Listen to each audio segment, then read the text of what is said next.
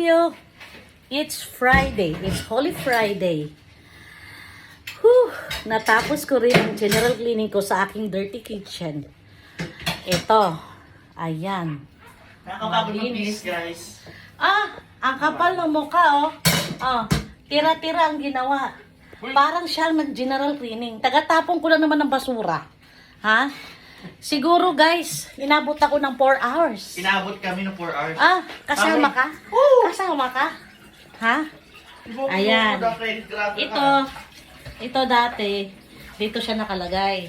Yan. Ito naman, dito siya dati nakalagay. Yan. Ngayon, dahil hindi ko pa napapagawa, ayan, nabulok na pala. Ayan, oh. Yan, tumutulo. Kaya ginawa ko, nilipat ko dito yung lagay ko ng mga kaserola. Ano to, mga stainless na kaserola ko to lahat. Ayan, yan. Yan. Binalot ko, yan. Binalot ko ng plastic kasi para hindi maalikabukan. At saka hindi mabasa sa ulan. Ayan, binalot ko. Yan. Yan. Kasi, ako lang naman ang gumagamit niyan. So, yung salad master ko na casserole, ayan sila. Yan, salad master lahat yan. Yan. Yan, salad master lahat yan. Yung mga yan. Yan.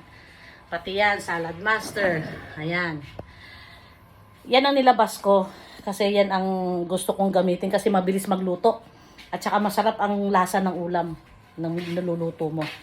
Ayan, so, from tambak na kalat to malinis na, ayan, sinonrox ko yan, yan, kaya namumuti-muti na siya, yan, yan, so, ayan ang huli naming nilinis si Jason, ayan, bye!